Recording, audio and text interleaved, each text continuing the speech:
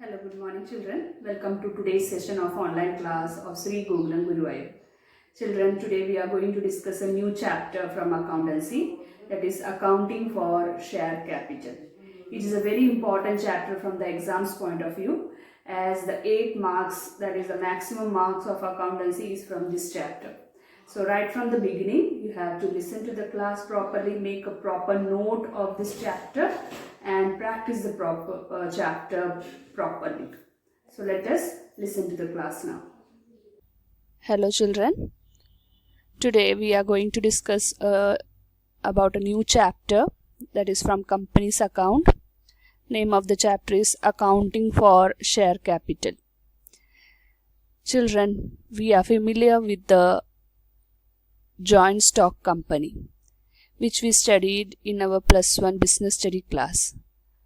To do the problems related to share capital, it is important to know clearly about this concept. So let us revise those concepts once again. Here is the meaning and definition of a company. A company or a joint stock company is an entity incorporated by a group of persons through the process of law for undertaking a business. It is an artificial person and is separate from its shareholders. It normally has a share capital divided into units called shares, the owners of which are known as shareholders. So children, we have studied that company is an artificial person created by law, and its members, who are also known as shareholders, they take a share in this company.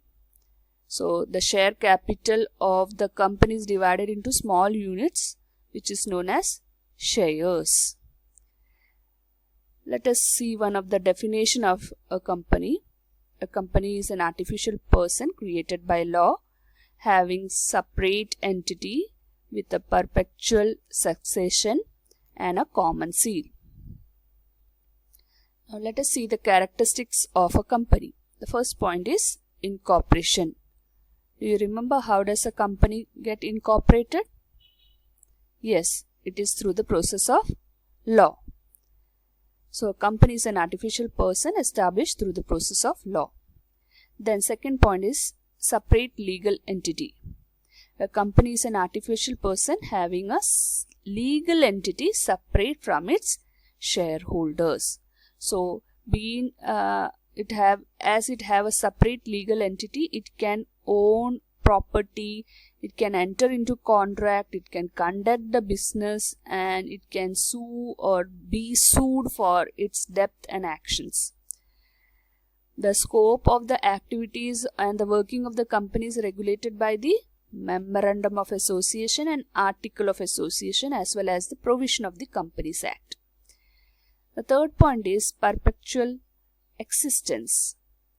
So the death and bankruptcy of the shareholders or the members of the company will not affect its working. The life of the company goes on until the life, as we know, the incorporation of the companies through law, so its winding up will also have the process will be through the process of law. So we can say that a company is having a perpetual cessation. Next point is limited liability. The liability of the members is limited to the value of shares subscribed by them. Then transferability of shares. The share of a company are freely transferable except for the private companies. Then management and ownership. So a company is not run by the members, all the members, but by the elected representative, which are known as directors. Then common seal. A company may or may not have a common seal. If there is a common seal, then that will be affixed in all the important documents of the company. So these are the 7 points of characteristics of a company. Now let us see the difference between partnership and a joint stock company. Mode of formation. So the partnership firm, it is set up by an agreement among the partners. Registration regarding partnership is not a compulsory one under the Indian Partnership Act 1932. It is not compulsory. But in joint stock company, it is set up by the registration under the Companies Act 2013 or any previous company law. Then Regulation Act, the Indian Partnership Act 1932 regulated. And under joint stock company, who regulates the company? The Companies Act 2013 is applied. Number of employees in case of partnership is 2 minimum. Maximum is 50. And in case of joint stock company, there are cases like if it is a public company, minimum number is 7 without any maximum limit. And in case of private company, the least number is 2 and the maximum number is more than 200. Okay, and in one person company has only one member. So these are the 3 classification of joint stock company. Then liabilities. The partnership, in partnership, the liability of partners is unlimited. Even their own property will be taken as the liability of the partners are unlimited. Then joint stock company, the liability of members is limited to the amount of shares held by them. However, in case of company with unlimited liability of members are unlimited. The distribution of profits. Profits are distributed according to the terms of partnership deed or equally if there is no agreement. So if there is a partnership deed means written agreement. So as per that agreement, whatever the partners have decided, that will be the profit sharing ratio. If they have not decided anything, it will be termed as equal. In case of joint stock company, it depends on the article of association or directors as to what share of profit, that is dividend, have to be shared among the members. Management. Business may be managed by all the partners or any of them acting for all. But in case of joint stock company, management is entrusted to the directors. All cannot participate. Only few representatives, which is known as directors, can participate. Transfer of shares. A partner does not have the right to transfer his share to any other person without the consent of other partners. But in case of joint stock company, there is no restriction on transfer of shares, but except in case of private company. Audit. Audit is compulsory if stated in partnership deed or if law so required. Audit is compulsory if they have an agreement for that. Under Companies Act 2013, audit of accounts of a company is very compulsory. It is compulsory. Business. A partnership can carry on any business if all the partners agree. A company can carry on only that business which is mentioned in the Memorandum of Association under the Object Clause. Winding up. A partnership may be wound up by an agreement or by an order of the court. In case the firm is unable to pay its debt, the Insolvency Act will apply. So, Partnership Act can be wound up with up by an agreement or through an order of the court. But a company can be wound up only by carrying out the process prescribed in the Companies Act. So that is the difference between these points. Stability of the business. If one of the partner or partner die or retire or become insolvent, it affects the partnership business. But in case of joint stock company, these things will not matter. The company will continue. Now let us classify the company into 3 categories, that is one person company, private company and public company. Let us see what is this 3. Number of members in one person company will be 1. So minimum and maximum number will be 1. In case of private company, the minimum number of members is 2 and maximum number is 200. And public company, the minimum number is 7 and there is no maximum limit. In case of one person company, the shares are not applicable. There is no such procedure. Then in case of private company, article of association restrict the transfer of shares. So there is no, they can't transfer the shares.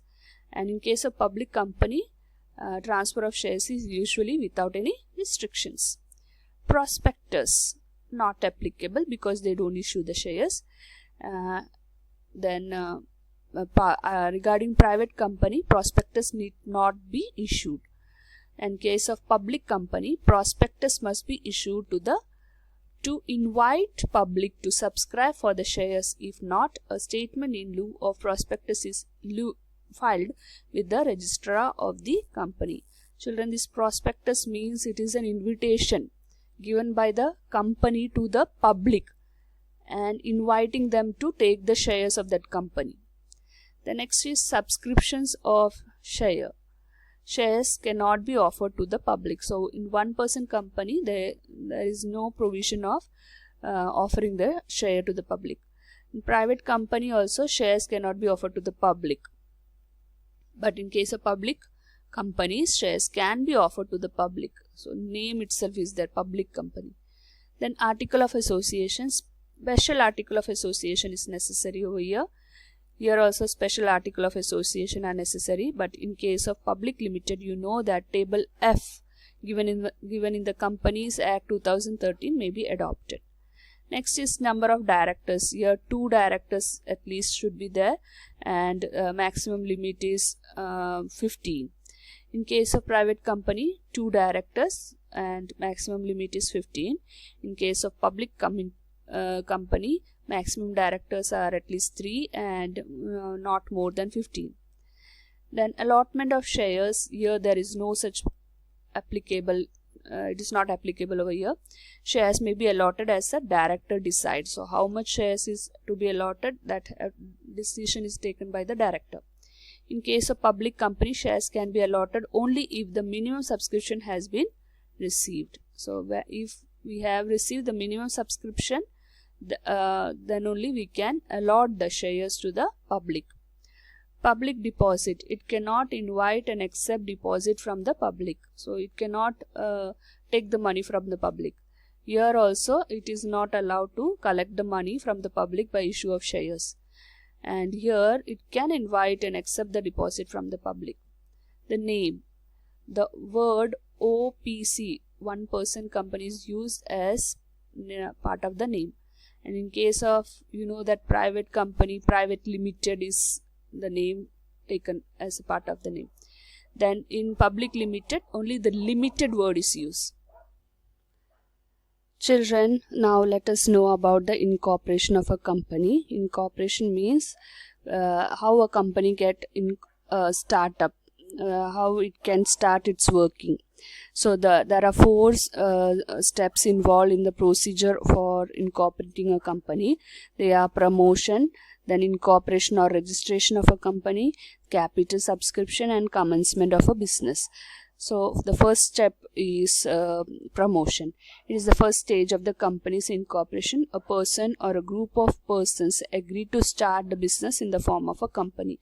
These persons are called promoters. So some group of people, they come together and they make a decision to form a company, and they are known as the promoters of the company.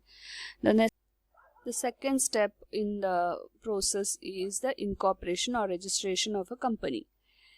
So the company, to get incorporated, has to follow the procedure which is prescribed in the Companies Act 2013.